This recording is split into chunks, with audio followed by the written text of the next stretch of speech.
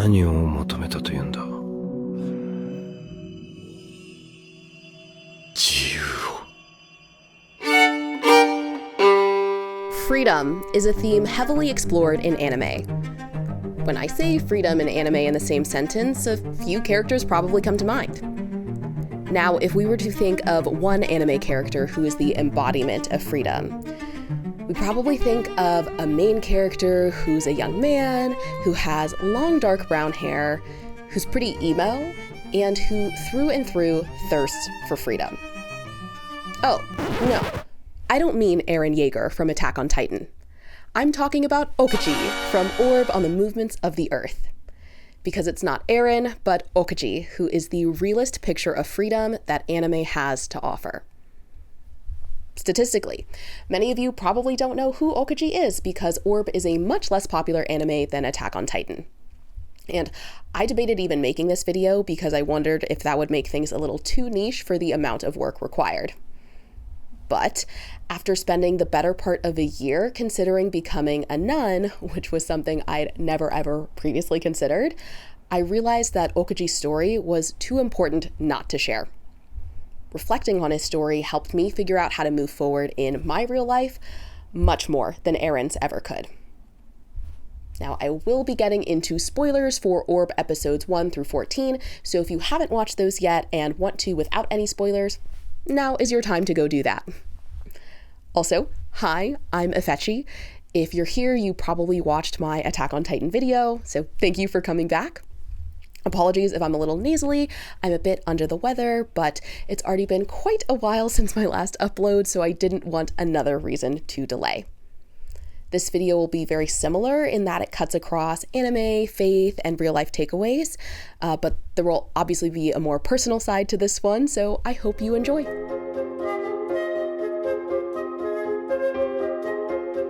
Despite me saying that Okyuji is the realest picture of freedom that anime has to offer, when we first meet him, Okyuji is total doom and gloom to a shocking and even sometimes annoying degree. So in his first episode, we see him apologize sincerely and profusely for having been born. We see him fail to name one single thing he enjoys about being alive.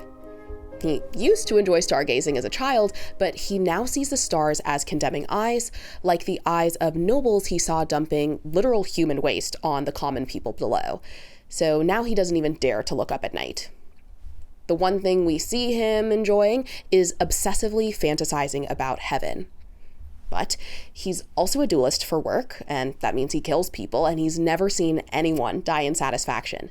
So he's also extremely anxious that very few people actually make it to heaven. The other thing we notice about Okyuji is that he cannot make a decision for himself. He always goes along with what someone else says, even when it's clear that their path is not the right option for him. Based on all of this, I would say that Okyuji is not free in some deeper sense.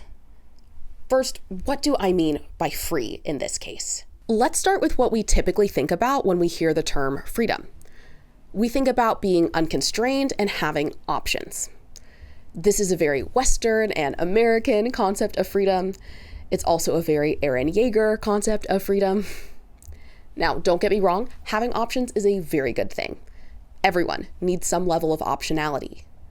But pursuing that in and of itself at some point becomes fruitless, if not destructive. And I would say Eren is the perfect example of this. His hunger to go beyond the walls starts off pretty pure, but as he continues on, this desire blinds him. And that's why when he gets outside the walls for the first time and sees the ocean, he doesn't enjoy a second of it. He immediately starts to think about how to destroy the rest of the world so that he and his friends can have even more options. And he achieves around 80% of his goal, but the whole time he is hollowed out and tortured, and I would say unfree. Because freedom from external constraints doesn't mean much when you're constrained internally. And so that brings me to Okyuji. Okyuji has the lack of constraints and the presence of options that Eren seeks. He is not locked behind walls, he is not unilaterally persecuted or oppressed. I will say, he does have the natural limitations of being poor, and his occupation is looked down upon. But on screen, we don't see him outright restricted from doing what he wants in general. So when I say Okoji is not free, it's because he doesn't have what's called internal freedom, which is a concept I learned from some lovely sisters at a nearby convent. And in other words, this means that Okoji has options, but he has no direction toward the right one. Let's use a modern example to illustrate this concept. There have probably been many days where you really don't feel like going to the gym, but you know you're going to feel good about it after. And when I say you, I completely mean me. So there's a desire to not go to the gym, but there's a deeper desire to take care of your health and feel good about yourself. Exercising may not always be super enjoyable in the moment, but you feel pretty good about it, a lot better than if you had not gone to the gym, because making that decision aligns with your deeper desire. That deeper desire, the one that feels right and good, even if it's painful, is the direction freedom needs to point in for freedom and having options to actually be fruitful. And there's a name for all of this, dubbed by Saint Ignatius. Those right and good feelings stemming from acting on your deepest and truest desires rather than more surface level desires or even detrimental ones are called spiritual consolation. So based on that name, I like to think of it as a spiritual pat on the back for choosing the best option. So internal freedom then is the ability to choose those spiritually consoling best options and to not be held back or constrained by the lesser options that you legitimately have. Okoji currently does not have this kind of freedom. What is holding him back? Well, it's the undisputed belief that the world, and by extension he, are fundamentally bad. So as a child, Okoji saw ugliness, like nobles dumping literal human waste on commoners, and beauty, like the starry night sky, and he wanted to understand how those could coexist. In his search for truth, he sought out guidance from a priest from the cult of Si, the predominant religious group in Orb, and it's clearly inspired by the medieval Catholic Church. That priest taught him that the world is lowly and corrupt, at the center and bottom of the universe by God's design. Okoji's follow-up question, then why don't stars fall from the sky, is shut down, and the priest doubles down, saying that we cannot understand the heavens and that they don't mingle with the lowly earth. Right or not, Okoji found his answer and a new set of principles to live by. He casts off all earthly enjoyment, which we see in his first episode, made most clear when he explicitly states that it's inappropriate to enjoy anything about this corrupt realm. That, and he can't even enjoy the incorrupt realm that is the stars, because looking at them reminds him of how bad he is. So not only is it inappropriate to enjoy anything about Earth, it's also inappropriate to enjoy anything as a corrupt being in general. I thought Okoji was going way too far, but when I was considering becoming a nun, I unearthed some similar thoughts.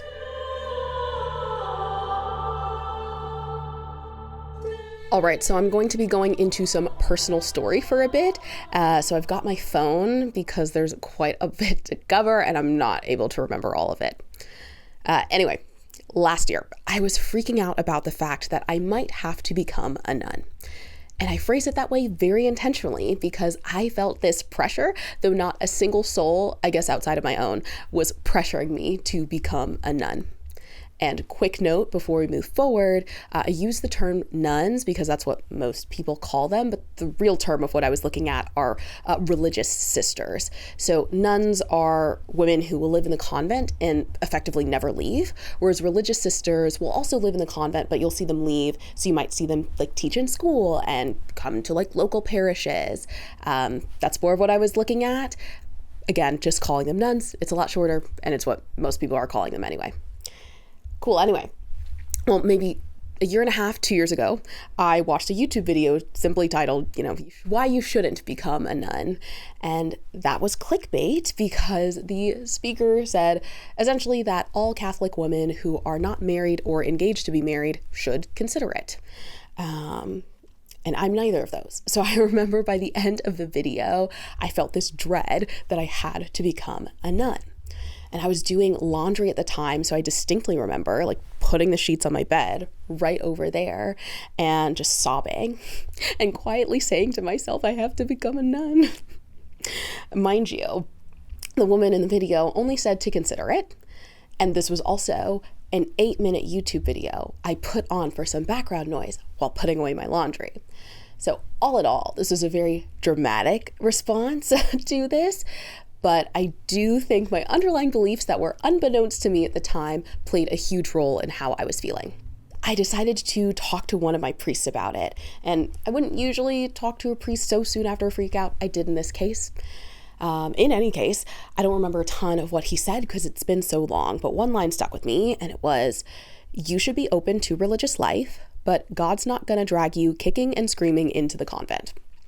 So reflecting on it, he really did say all the right things, but none of it was landing at the time. I just really wanted him to say, you aren't giving me nun vibes, you shouldn't be a nun, because if he, as a priest, said what I wanted to say, then it would be so easy. But he didn't. I was off kilter about this whole vocation discernment thing for a long time after that, and I mostly just tried to ignore it. So whenever I'd see religious sisters at my church, I was kind of afraid. Like, I didn't want to make eye contact because I thought they'd see into my soul, receive my nun vibes, and tell me to join their ranks. So just truly delusional thoughts. At the same time, I wasn't making any concerted progress towards dating and marriage because you're not supposed to date if you're discerning, which I wasn't even really doing. So I was just kind of stuck and ignoring my big question by keeping busy with life. But as I started to approach the end of 2025, I knew something had to give. I was freaking out less just having sat on things for a while, and I'd also gotten some encouragement from a close friend who said, if it's what you're supposed to do, it's what you're supposed to do.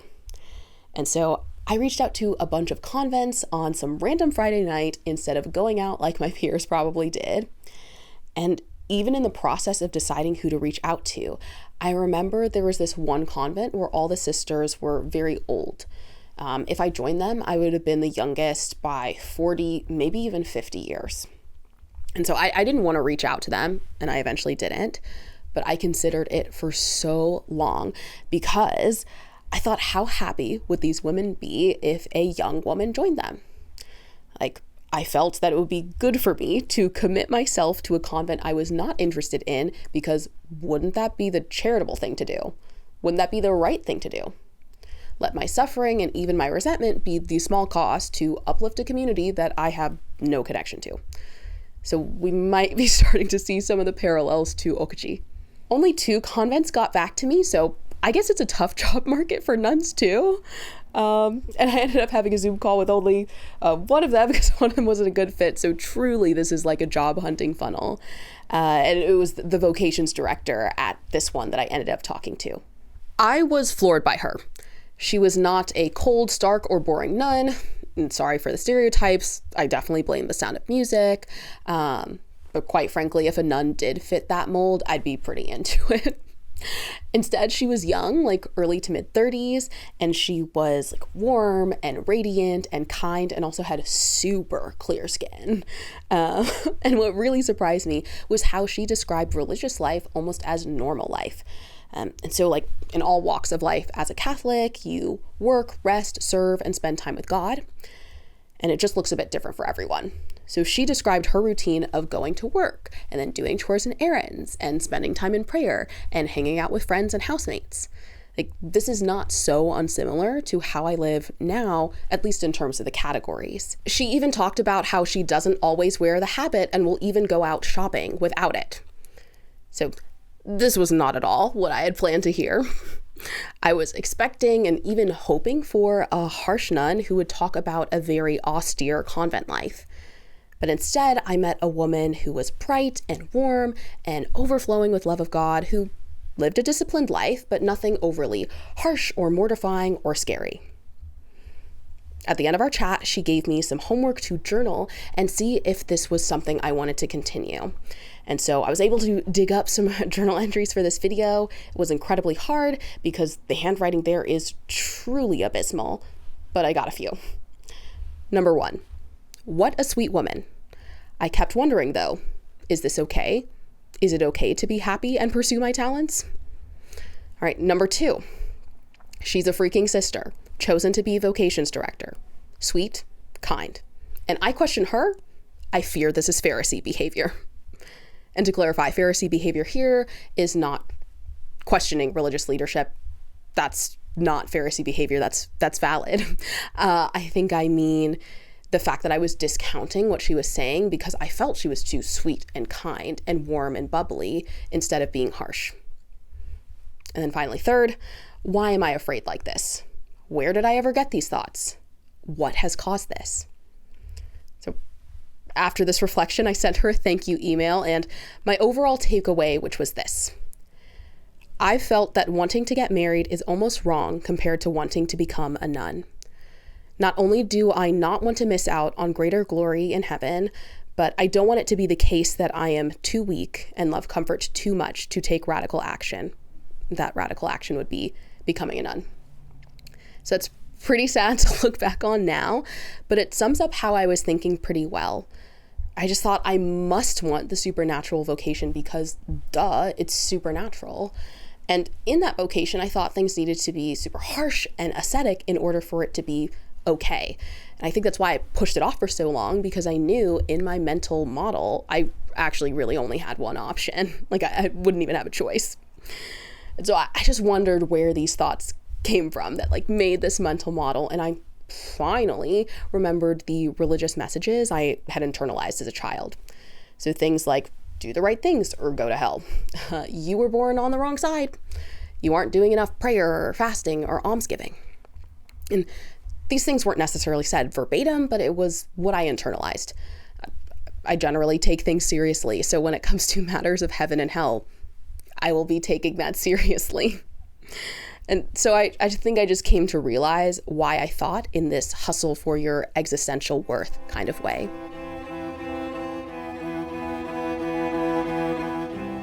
Though my thoughts were similar to Okaji's, Okaji definitely takes things a step further. Number 1, he is a fictional character. Number 2, everyone processes things differently. And number 3, the cult of C in Okaji's region is much more extreme in its messaging than the modern day Catholic Church. So the cult of C is committed to the geocentric model of the universe, which is the model that posits that Earth is the stationary center and bottom of the universe.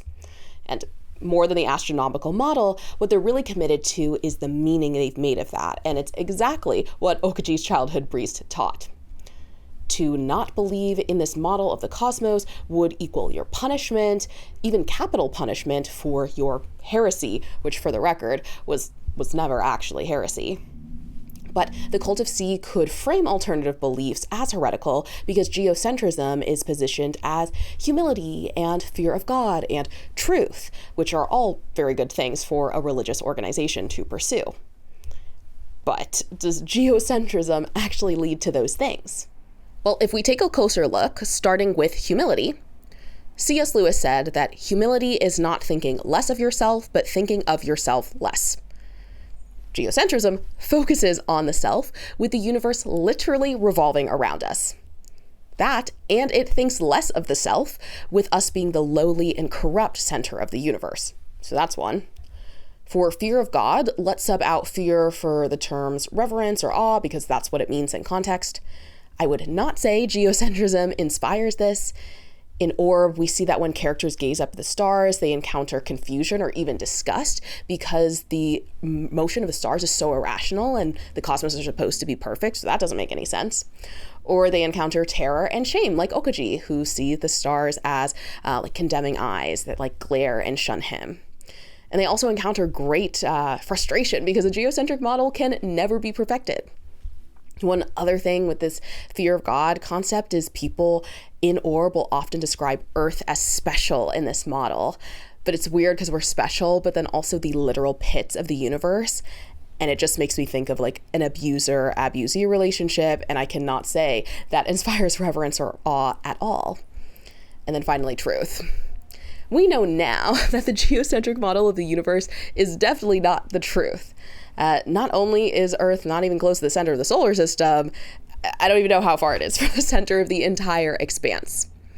But people did not know that at the time, and I can't say we should fault them for that. I think what we can fault them for is that they didn't really want to know the truth, if the truth, wasn't what they had wanted it to be. Because astronomers were focused exclusively on perfecting the geocentric model. And so a quote from one of the characters we'll meet in a second goes like this. Humankind has given up on finding an explanation for this being planetary retrograde, and is focused instead on calculation methods. Theories have grown more complex, employing more and more postulates. I would say I kind of get it.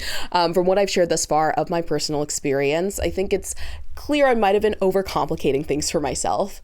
But even setting personal examples aside, I really like how the Irish Association of Catholic Priests describes this human tendency to hold on to certain beliefs, even if that requires overcomplicating things. So they say, in times of difficulty, religion is susceptible to lapsing into what's sometimes called overbelief. This is the disposition to accept extravagant claims and absolute guarantees as a way of dealing with a shifting reality. Doubt is blocked out, personal freedom and individual responsibility are set aside as everything is placed in a context of absolute certainty. So while the ACP talks about overbelief in the context of religion, this shows up everywhere. So in politics, in the economy, in science, and in the stories we tell about ourselves and the world. Now, let me be clear, I'm not saying to doubt everything, because that would actually be a form of overbelief in itself, one in which you're certain that nothing is true. But no, the sky is blue and the grass is green.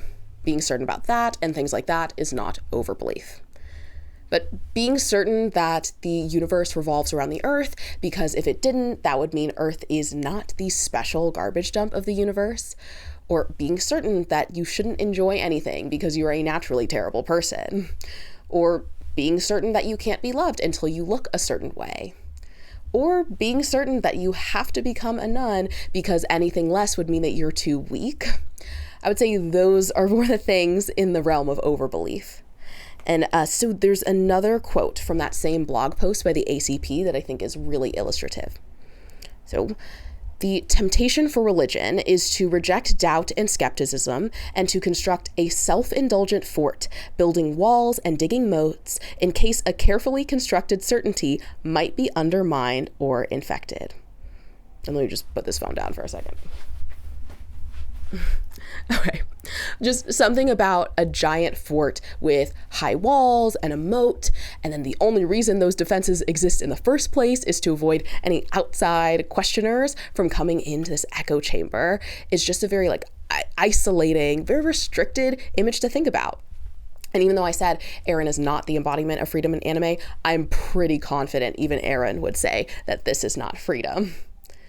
But Okuji is in this self-indulgent fort right now.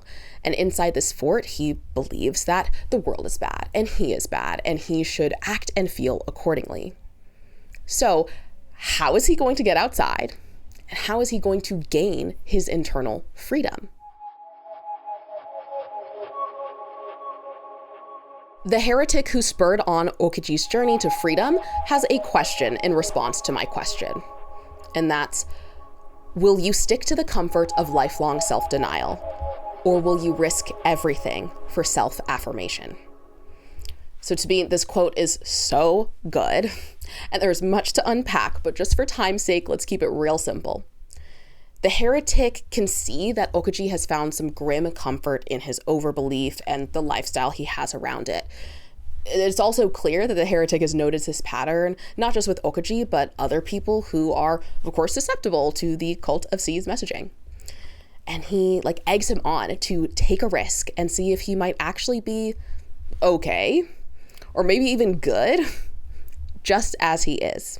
Now, before I get too ahead of myself, I have to break down how we even get to this quote at this point in the show and what comes out of it. And again, I've got my phone because we're going to go into quite a bit of Okuji backstory, and so I want to make sure I'm giving you all the details. So, as a reminder, Okuji duels for work, and his duelist partner is named Gross. And so Gross is a surprisingly happy and hopeful man, despite his occupation, which involves killing people, as well as the fact that he somewhat recently lost his entire family to the plague, and he survived a suicide attempt because of that grief. But Gross was able to fully turn his outlook on life around because of the planet Mars. So for nearly the past 2 years, Gross has observed the planet move in a perfect arc throughout the sky, and that consistency gives him hope and joy, and he even tries to encourage Okyji with it, saying, "This world is certainly corrupt, but we can still gaze at perfection." One night, though, Mars doesn't move. And the next night, it moves backwards, and that is planetary retrograde. But Gross is not an educated man to know that this would happen, so he is, of course, very betrayed and heartbroken. And so in his moment of crisis, Gross and Okyji get a work assignment to help the Inquisition transport a heretic. And so they end up inside the wagon that this heretic is in, and he provokes them by challenging their beliefs around the cult of sea, heaven, and the status of the earth. He says, "You all turn to heaven to escape the hopelessness of this world. Humans should confront the simple possibility that your beautiful heaven doesn't exist. Worse, you ignore the fact that this world is far more beautiful than heaven. You want to believe it too, don't you? That this world is a wonderful place worth living on." Now, I don't necessarily agree with everything the heretic is saying here, but we don't need to be so anal about the specifics right now. All we need to know is that his words stir up something inside of Gross, as he's just dying to hold on to any hope at this point. The heretic says that he has proof that this world is beautiful, and it's sitting in a stone chest hidden on the mountainside that they're passing by as he speaks. And he says, "Will you stick to the comfort of lifelong self-denial, or will you risk everything for self-affirmation? The choice is yours." At this, Gross slices through the rope handcuffs that he's wearing, and he blackmails Okyji into helping him. And so Gross takes over the wagon they're in to head toward the mountain, but the main inquisitor named Noak, who is important, he shoots a bow at the horse, and that causes the wagon to crash, which gravely injures the heretic. Okyji actually tries to surrender himself to Noak because he's kind of been blackmailed into this whole situation. That's his nature. He hasn't really made a decision. He just went along with it. That being said, there was force in this case. But Noak is understandably set on killing him. It's just hard for him to believe that Okyji was somehow not involved. Note, Okyji is wearing his duelist mask at this point, so Noak can't see his face. This will be an important detail later. Okyji is only able to escape because the heretic, who was gravely injured but still was able to move, took Noak's sword in his stead. And so he hands him his special necklace, which has just larger significance in the show, and he dies with a smile. Okyji and Gross reach the stone chest on the mountain, but they are both uneducated, and Okyji is completely illiterate, so they cannot understand the complex research that they just risked their lives for. But Gross knows someone who can help them in a nearby town. An unconventional clergyman who is contrarian enough to dabble in heretical research, named Badeni. On their short journey to find Badeni, Gross and Okyji end up on a bridge. Right then and there, Gross asks Okyji to decide for himself whether he wants to continue, because up till this point, he has just been going along with things. Before Okyji can answer, though, the bridge falls out from underneath Gross. Just before Gross falls to his death, he hands Okyji the book that they took from the stone chest to show Badeni, as well as the heretic's necklace. In this way, he passes the torch to Okyji and then passes on. And so we skip forward a bit to see that Okyji does find Badeni at the local church. And he's wearing the necklace on his belt, which indicates some inkling of agency. But he does still explicitly acknowledge that he is simply doing what he was told. So I cannot say we are seeing some freedom from him just yet. But at this point, the show gives us a brief backstory of Badeni, so I'll do the same. The start of Badeni's story actually mimics Okyji's in that he encountered a priest who shut down his questions about the heavens by saying that we will never learn more about the heavens than what we know now. Unlike Okyji, though, Badeni didn't accept that. He kept looking to solve the riddle of God's possible flawed design because, by definition, God cannot make a flawed design, and so there must be some reason that he can discover. His curiosity gets him punished and beaten. When he reads forbidden texts out of curiosity, his punishment is losing an eye to hot wax and a demotion to the local church where he is now. Badeni is an important foil to Oczy, and we do love him, at least I do, but we have to establish that he is not perfect at all.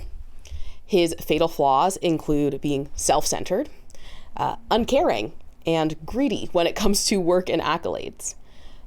There are reasons for why he's like this, but this is not a video about Badeni. Maybe there will be a future video deep diving into the intellectual blondes who are friends with the brown-haired, emo, freedom-focused main character. Being as curious as he is, Badeni lets Oczy take him to the stone chest on the mountain. Upon seeing the files inside, which posit a heliocentric model in which the Earth revolves around the sun instead of the widely believed geocentric model, Badeni is floored. He says, "I knew God made no mistakes. Our Lord made a cosmos humans can understand." Well, while he's excited, he's also a bit confused because you cannot feel the Earth moving. But then he starts to frame this shift as a way to understand planetary retrograde. Either each of the planets moves in its own irrational way through the sky, or, even if you can't actively feel it, the Earth is moving. He asks, which is simpler? Badeni continues, using the same words as Okyji's childhood priest, but with a different ending this time. The heavens are sublime, solemn, sacred, and sweeping, but they are also in harmony with the Earth. What Badeni is saying is equivalent to an intruder trying to invade the self-indulgent fort. The defenses are up, so Okyji's first instinct is to complicate this news to fit his worldview. He thinks that maybe the heavens are just as corrupt as the Earth. But Badeni is strong-willed. He pushes back easily, and this has some weight with him being a scholar and clergyman. Though Oczy still doubts, he starts entertaining this new idea that he is not, in fact, the trash of the universe. Maybe he is actually a part of its beauty. This is the risk the heretic was talking about. Risk the overbeliefs you've been holding on to and come outside of that fort where inside you feel the comfort of self-denial to find self-affirmation and freedom. And maybe something more, because on this night, Oczy finds beauty. Taking a baby step toward the fort exit, the eyes relent from the sky, and for the first time in forever, Oczy looks up at night. What used to remind him of how low he is, now, in his words, seems more beautiful than ever. I mentioned earlier my email to the vocations director at the convent I chatted with. Her response actually reminds me of the moment that Oczy has with Badeni on the mountain. So she replied, "You said, I almost don't know if it's really okay for me to want the natural vocations because they won't reap as great a reward in heaven. Your reward in heaven is great and will reflect how you live your life on earth. Every vocation is special, and in every vocation, you can develop a relationship with God." So this response was not everything I wanted. I wanted a lot more reassurance. I even wanted her to call me crazy for thinking such a thing. Even so, her response was enough to make me start entertaining a new idea other than my overbelief. That wasn't the end for me. The vocations director suggested that I join a virtual retreat on discernment to help me figure out my next step. And that retreat is actually where I learned the concept of internal freedom and a big part of what's inspired me to make this video. And we'll dive more into that in a bit because there's a lot to get into there. But first, neither is Okyji's journey over yet. One enlightening moment is not enough to completely change his perspective. He's going to need something a lot deeper to do that. The road to that something deeper starts with Oczy and Badeni meeting a girl named Jolenta.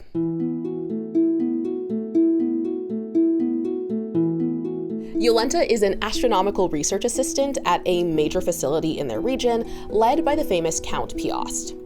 She is an incredibly talented and intelligent 14-year-old girl, but she is not given the same privileges, access, or opportunities as the other researchers because she is a woman. There is much to be said about Yolenta's story, but for now, she meets Okoji and Badeni because in the smallest act of rebellion ever, she solves a super complex problem that Badeni posted in the town square. He posted this problem there because he wanted to find another smart mind to help in the research. So this is just what people were doing for fun without Wi-Fi. Anyway, after a bit of coaxing and time, she agrees to assist them, and she suggests they meet with Count Piast. Badeni wants to give up instantly upon hearing this name because Piast is famous for being committed to proving the geocentric model of the universe. Piast is fully focused on geocentrism because his predecessors were. Specifically, we see Piast's professor when he's a younger man, fully dedicating his life to perfecting the model for his own ego. Of course, his professor was not able to do it, otherwise Piast wouldn't still be doing it, and on his deathbed, he was deeply distressed by this. He says, "What terrifies me the most is that my hypothesis may be completely wrong right down to its basic assumptions. If that's the case, what a waste I've made of my life." Piast comforts his professor by telling him that his research just needs more work. This comforts his professor, especially in his final moments, but ultimately he tells Piast he wants him to tell him the truth in heaven.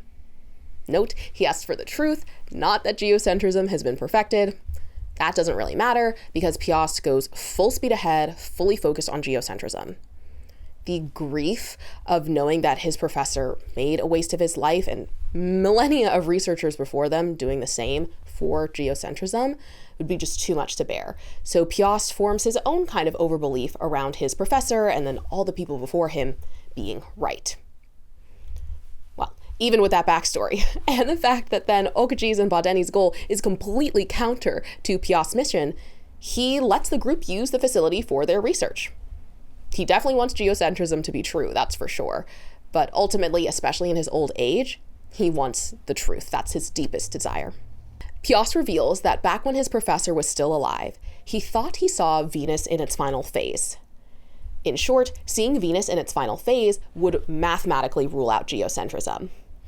Piast denies that he saw it, which is a perfect instance of ignoring facts to maintain certainty, but he's humble enough to admit that this has planted the seeds of doubt in his work. And with the gang here, he wants to make certain that he was right about not seeing it. Okoji has the best eyes for this job, so tonight, he will be the one to say whether Venus is in its final phase or not. As night begins to fall, Okoji is visibly nervous. If he doesn't see Venus in full, that will confirm that Earth is at the bottom of everything, and that the dejected way he has been living was right all along. This mix of hope and dread, again, is the risk that that heretic was talking about, and it's reaching its apex. This is one of the best, most epic, and most gorgeous scenes in anime. Night falls, and the group steps outside. The clouds are obscuring the sky, but they slowly begin to part. In his mind, Okoji chants, "Miero, michitero," which means be seen and be full. He's commanding Venus to be seen full. He is actively hoping, not passively watching, as the verdict slowly reveals itself. The clouds fully part, and Venus is full. In the show, it's depicted as the sun, as light blasts through the geocentric diagram and shines right on Okoji's face. Okoji has stepped outside of his self-indulgent fort, where there is light and new possibilities, including that geocentrism is not true, that he is not inherently bad, and that he is actually free to follow his deep and good desires. In this moment, all Okoji can say is, "This is what it means to learn something, I think." Now, Okoji is not learning the simple fact that the Earth is moving, or that's not all that he's learning. You and I both learned that in school, and I would not say it was anywhere near as life-changing as what Okoji experiences.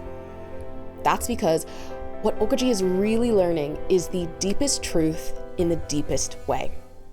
Now, what do I mean by this? First, we've all heard the phrase, "the truth shall set you free." It comes from the Bible, John 8:32. Here, Jesus is not referring to intellectual knowledge or head knowledge, like the fact that the sky is blue, the grass is green, or even that the earth is moving. From the ancient Greek translation, we know that Jesus is talking about ginosko, or truth that someone experiences, or heart knowledge. Self-knowledge is always a form of ginosko. It must be experienced. For example, you can't abstractly know that you are kind. If you are kind, you know you are kind, you've experienced it. So self-knowledge is a kind of truth that can set you free because it's ginosko, if, of course, what you know about yourself is the truth. In this moment, Oczy learns something true about himself, and it reminds me of this quote that I heard at that virtual retreat on discernment. The convent's former Mother Superior said, "You are loved by God exactly as you are. That's the most important piece of self-knowledge." In sum, Oczy has learned with his own two eyes the most important truth about himself, and it sets him free. It doesn't give him more options because he already had those, but it frees him internally to choose the best ones. After this, Oczy starts to flourish. It's not overly dramatic because that would be corny and unrealistic. But I still call it flourishing because it is such an insane improvement compared to what we've previously seen from him. So, for one, Oczy enjoys these simple pleasures of life, like celebrating at the pub with Badeni and Jolenta. The last time we saw him at a pub, he apologized for existing and didn't enjoy it at all, so I would say this is a huge improvement. And more than just enjoying the pleasures of life, he sets goals and dreams, which we had never had before. So he learns how to read and write as an adult, and he even wants to go to university. And that is such an insane goal because of his, uneducated background and the fact that university is so inaccessible during this period of time. But he says this goal openly and without shame. One more example, Oczy gives generously to the poor. He even asks Badeni to be compensated with more bread so that he can give it to the beggars, when he had never asked anything of Badeni up to that point. So you hear all that and you might think, well, that's it, right? We are loved as we are, that truth sets us free, and then we just all enjoy the sunshine and rainbows on our moving space rock. Unfortunately, that would be a very poor representation of Orb and of life in general. Unfortunately, things are very rarely that easy, cut and dry, one note, especially things that are existential. I do mean this personally, because I would say my Venus moment occurred at that virtual retreat on discernment that I've mentioned a couple of times, so we are now getting into it. The majority of the time was spent emphasizing the fact that you are loved by God. And just by the way, if you aren't religious at all, you can substitute that with a statement like you are enough or you are worthy, because I would say the heart of those statements is basically the same. Well, anyway, initially, I wondered when we would get to the real content on discernment and making decisions and frameworks and things like that. But looking back now, what they were focused on, I realized was the real content. So outside of that earlier self-knowledge quote, another thing that resonated with me were the concepts of my image of God and God's image of me. So for the my image of God piece, the sisters' main takeaway was that if you picture God as quick to anger, punishing, unforgiving, expecting perfection of you right now, and overall as loving conditionally, then your image of God is distorted from reality. And that's not to shame having misperceptions. The sisters definitely encouraged me to think about where those might have come from. For example, how I was taught religion, early adult figures, formative experiences, and then to recognize and seek out experiences that paint a more aligned image of God. And I felt that that was such a good parallel to geocentrism versus heliocentrism. At the end of the day, from Earth, we look up at the sky and things are moving. And so we could take that and extrapolate a model of a universe where we're at the bottom and we're stationary at the center, and then tell a story around that, like the Cult of Sea and Oczy. Or we could literally plane shift our perspective in honestly a somewhat unnatural way to find that we are actually moving in harmony with the rest of the cosmos. As for God's image of me, the critical thing I took away are these beloved prayers. Now, I won't read them out in full because this is not a prayer video, but I will show the screenshots and read some lines I love. Do not leave without hearing who you are. Beloved, named by the one who has traveled this path before you. Do not go without letting it echo in your ears, and if you find it is hard to let it into your heart, do not despair. This is what this journey is for. And then 2, you will know the strange graces that come alongside us for no other cause than to lean themselves toward our ear and with their curious insistence whisper our name, beloved, beloved, beloved. So these go crazy for me. It's different strokes, different folks. I would definitely say these are my strokes. Something about beloved being my name and identity. It just makes me think of how it's nice to hear your name being called by someone you like. It's like that, but more profound. I really like how the first quote acknowledges that it is not always easy to let this message sink in. And that's the reason we're even on this journey in the first place. It feels very real, very kind and patient. And then just thinking about God sending strange graces that are curiously insistent just to remind us of who we are feels excessively lovely to me. Hearing the all-in-all rote message that God loves you, but this time packaged up with more depth and care from religious sisters, a group who I consider to be very holy, actually made it finally land for me. And it's always landed cognitively. Like I don't think I ever thought anyone was lying to me, but I don't know how much that actually turned into heart knowledge or that ginosko until this retreat. So after that beloved section, I remember feeling tension leave my body and my shoulders dropping from my ears. It felt to some extent like being pulled out of my own metaphorical fort. But that still wasn't the end, just like Venus wasn't the end for Oczy. The sisters went on to describe this concept called holy indifference, which entails letting go of your preferences to pick the one that God has designed for you.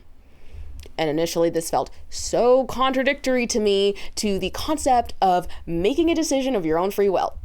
Because if I don't have my preferences and no burning bush is going to appear before me, which they made it very clear that wasn't going to happen, then what am I to do? I remember journaling basically that exact line. I did end up publicly crying about this because I was just overwhelmed.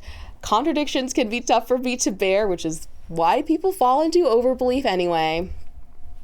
The sisters did end up clarifying that what they meant by preferences are the surface level ones, like what other people will think and whether this option aligns with the life plan you made for yourself at 10. And that did make more sense to me.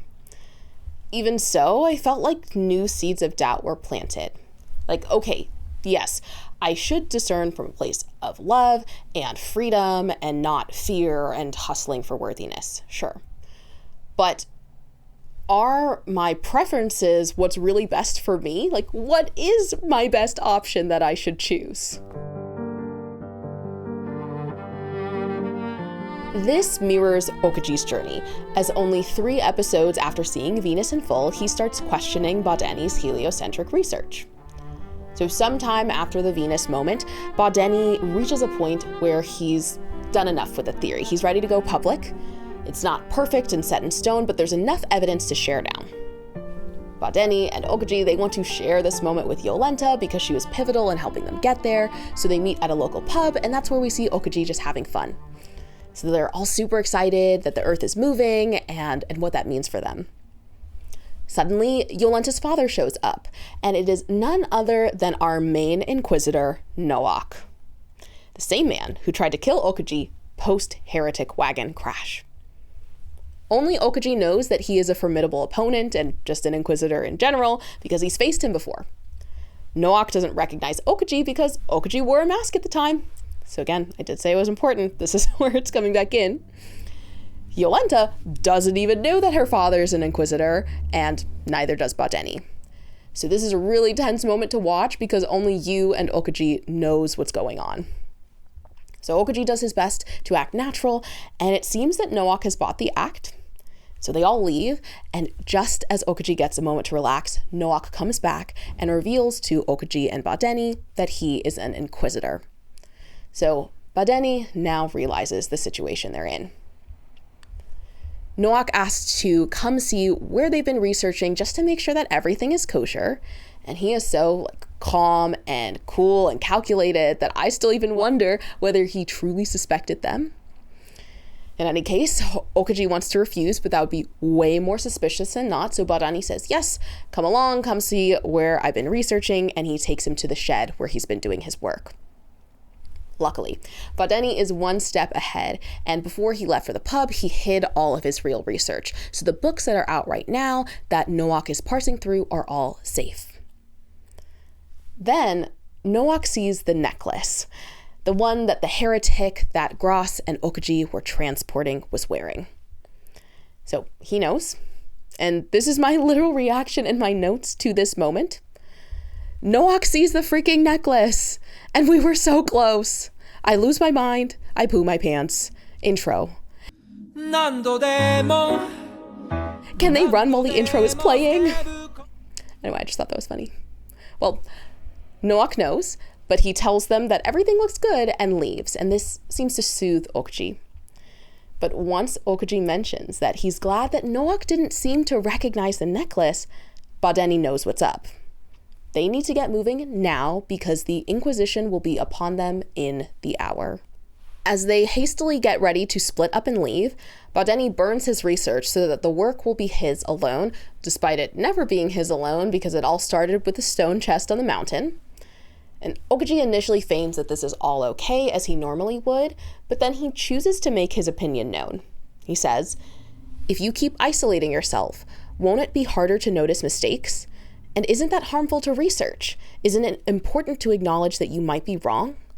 If you don't allow others to dispute your ideas, it's more like faith. The sanctity of faith goes beyond logic or reason, but shouldn't it be kept separate from research?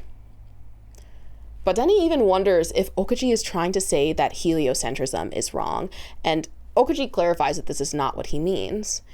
He reflects back on Gross passing the torch to him, and he concludes that maybe having others refute or correct your ideas is what passing the torch really means. In the middle of their debate, Okoji sees Noak in the distance approaching with backup, and at this, he pulls out his sword to buy time. Badeni is enraged at this because this is such a stupid idea. He is outnumbered, outclassed, and killing members of the cult's Inquisition would condemn his soul to hell. But Okoji says he's ready for hell if that would mean protecting the inspiration he's found by learning the meaning of heliocentrism. Badeni doubles down, saying he's making a mistake. Okoji says he won't regret it. Badeni triples down, saying, have you forgotten the speech you gave me earlier? You said it was important to accept criticism from others. In response, Okoji says, heliocentrism is my faith. And Badeni's response is shock. I also remember being very confused. First and foremost, this does not seem like the right time to be having a philosophical debate. But secondly, I couldn't really understand his very rapidly changing motivations, it seems. Like, why would he want Badeni to be open to being wrong about heliocentrism at this point? And then why, as soon after introducing that doubt, does he declare heliocentrism is his faith and he prepares to kill and die for it? This seemingly contradictory behavior is at the heart of discernment. When parsing through thoughts, emotions, and feelings and preferences, inevitably something is going to butt heads with something else. What we feel butting heads within Okoji right now is his faith and reason. These are often put at odds. For example, when I was growing up, believing in God and believing in evolution were seen as incompatible by a not small number of people. But it was St. John Paul the Great who said that faith and reason are like two wings on which the human spirit rises to the truth. I love this quote in general, but also because it links so well with what I learned at the virtual retreat.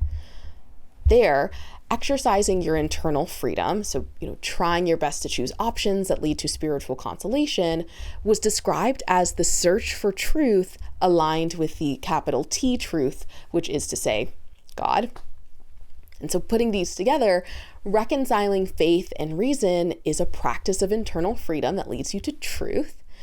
Truth that then sets you free to keep on rising even higher to the ultimate capital T truth. Well, St. John Paul the Great makes an analogy to flying. I'm going to compare it to walking as someone who is slow to walk. I think often about the fact that walking is terrifying. Well, I guess not super often, but often enough. Because you rely on the right while you take a risk with the left, and then you rely on the left while you take a risk with the right.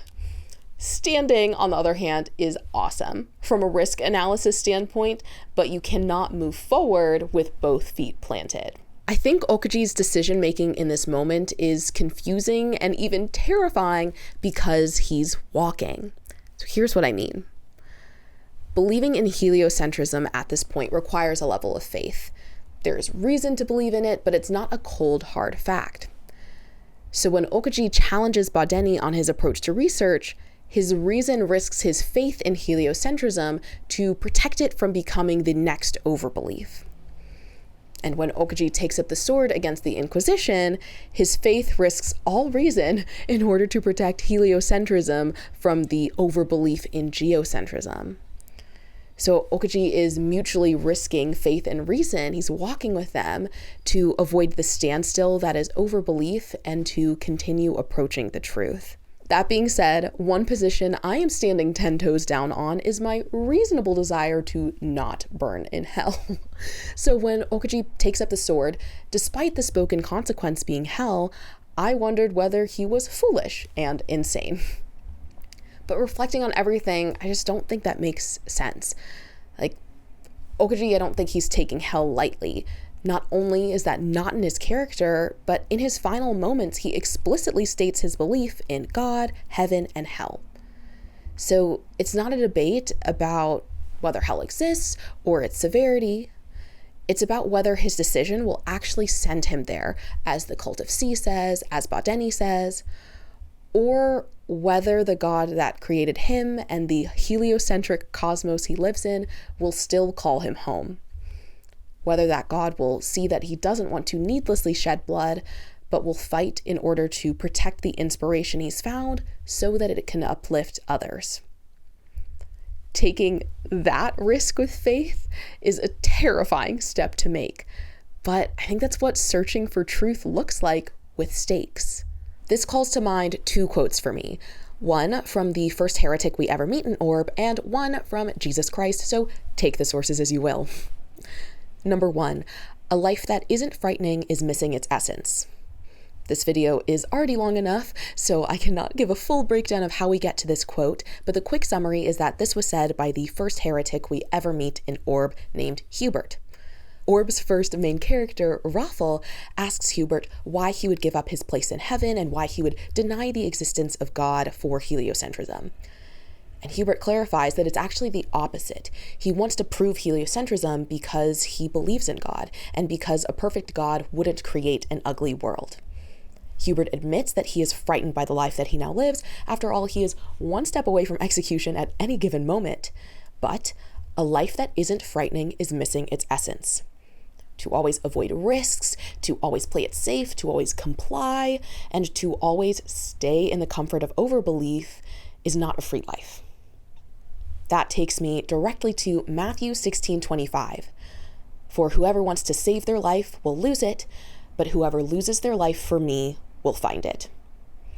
The contradiction in this verse used to cause me some level of grief because we've already established that I don't do great with contradictions. But taking it together with Hubert's quote, I feel I have more clarity. Which, side note, I do find it a bit funny that anime is genuinely a means through which I've deepened my faith, but it's to each their own, and maybe it will be the case for you too, if that's applicable. I feel like these quotes are really similar in their essence, no pun intended. Just to always save your life, your image, your comfort eliminates the frightening essence that makes a true and free life. We can acknowledge that, but we also must acknowledge that Okoji killed people as a result of his decision. He tried to avoid 2 of the Inquisitor's vital spots, but they still died by his hand. The third one is truly a whole different breakdown, but Okoji's actions spurred on his death at the very least. And then the bloodshed he caused wasn't even effective because Badeni still ended up being captured. Okoji falls into a coma as a result of his injuries, and he reflects on why he got himself into this mess with heliocentrism in the first place. He tells himself it was to have hope in this world, to not just see everything as bad and corrupt, but a part of himself pushes back, saying, "That's just the superficial reason you created. You're pursuing a grander ideal. You're a servant of that ideal. You yourself are not mindful of that ideal. You believe it to be something you'll never have. Humans naturally long for it. We are built to desire such a thing. And that desire is one of the few things about humans that I believe is worthy of respect. There is something you've longed for from the bottom of your heart. It's time you realized it." At that, Okoji wakes up and Noak is there, and he asks him why he did what he did. Okoji answers, "Freedom." Noak is deeply confused at this, and I was also confused because he always had options. But knowing what we know now, I think we know the kind of freedom Okoji is talking about. It's not just options, it's the kind of freedom with direction, and it's the kind that we all long for from the bottom of our hearts. Noak then tortures Okoji, and Badeni gives up the location of where he hid his research to end the torment. Noak burns it before their very eyes, so virtually everything is gone. Finally, in the most beautiful execution scene there has ever been, Okoji and Badeni go to the gallows. It's reminiscent of the night they went to the stone chest on the mountain. The sky is gorgeous and the wind is blowing softly. The roles are reversed where Badeni is the one in need of encouragement, and Okoji uses similar words to back then. The sight that spreads before us now doesn't look like the entrance to hell. Tonight's sky is definitely beautiful. We hear the floorboards drop beneath them, and their ropes tremble until they don't. Okoji's decision led only to loss. That doesn't mean it was definitely the wrong decision, but it's also hard to say that it was the right one. This is also what the search for truth looks like with stakes. Quoting the Mother Superior from the retreat, "It is not absolute certainty." This is why overbelief and its comfort of certainty are so alluring, because the real search for truth is exhausting. So for the second and final time, 2 quotes come to mind that relieve me from this exhaustion, at least to some extent. Number 1 from Hubert, the first heretic in the show, and number 2 from the Mother Superior at the retreat. So again, take the sources as you will. 1. A wrong answer isn't a meaningless one. Hubert said this when Raffle, the first main character, pressed him on why he'd believe in heliocentrism with all its risks, especially when he could be wrong. Hubert's answer puzzled me quite a bit on first watch because I agree with Raffle that it is illogical to risk your life for something that could be wrong. At the same time, the things worth risking your life for are never absolute certainties. And so something that the Mother Superior said at the retreat is, "God's going to love me even if I waste my life." When she said this, I instantly thought of Orb. I thought of Hubert's line, and I thought of Okoji standing at death's door with the noose around his neck. Badeni says that they are standing at the entrance to hell, the place that is absent of love and meaning because of their decisions. But Okoji says otherwise. Even the Cult of Sea agrees with Okoji. In their final moments, before the floor is pulled from underneath them, the clergyman reading their condemnation prays that they be granted the sacrament of penance. So the last words they hear are actually prayers for their salvation. When all is said and done, 2 shooting stars dash across the sky. We can't be absolutely certain, but we have a reason to have faith in God's love for Okoji and Badeni.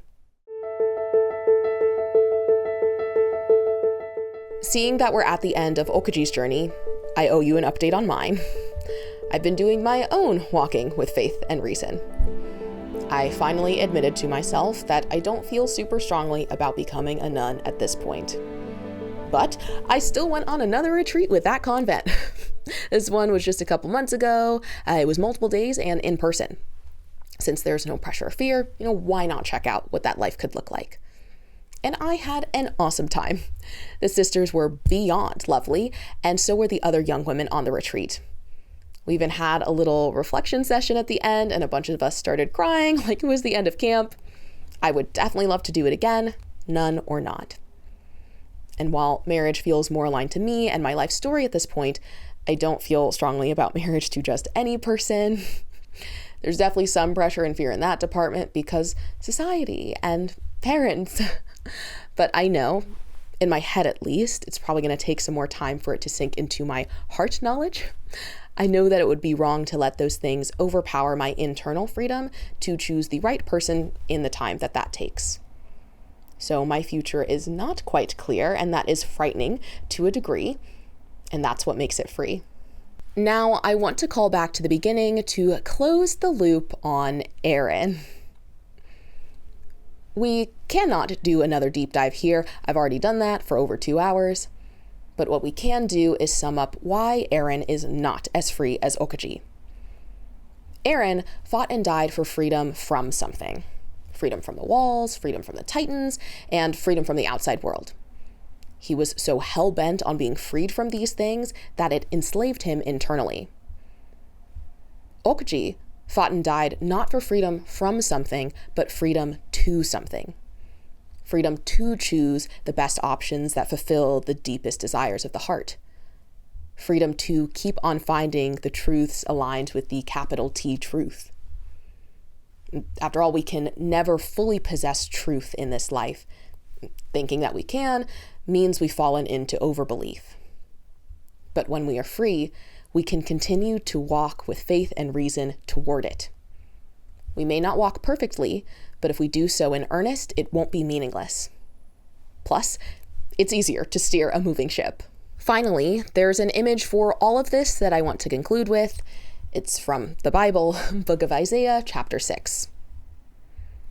I saw the Lord sitting upon a throne, high and lifted up, and his train filled the temple. Above him stood the seraphim, each had 6 wings. With 2 he covered his face, and with 2 he covered his feet, and with 2 he flew. And one called to another and said, Holy, holy, holy is the Lord of hosts. The whole earth is full of his glory. I can put my thumb down. This is a somewhat famous verse, and I used to somewhat hate it because heaven sounds so incredibly boring here. I think I literally remember thinking, if I'm going to be sitting there for eternity saying the same holy, holy, holy, I'm going to start considering if hell has a little more variety. And, not actually, but kind of.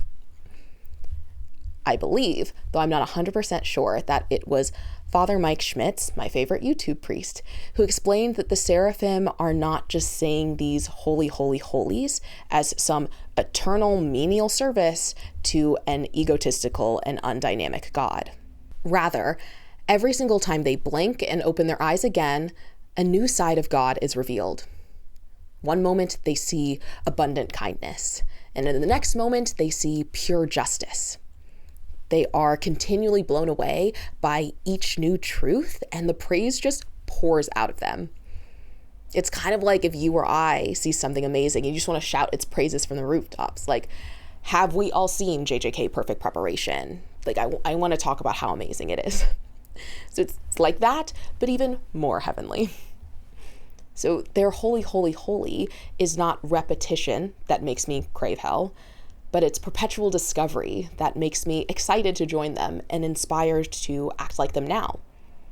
So when I think back to the religious messages I grew up with that kind of instigated my freak out, I don't think they were wrong. Biblically, they aren't wrong. What was wrong was making them the only truth, as if truth was something I could wholly capture at the ripe age of 10. I just made them, the walls of a fort that closed me in instead of a step to the next iteration of truth. Real freedom, the type that Oczy found and the type that I'm ever trying to find, is to keep walking towards truth. and a walk is always better with company.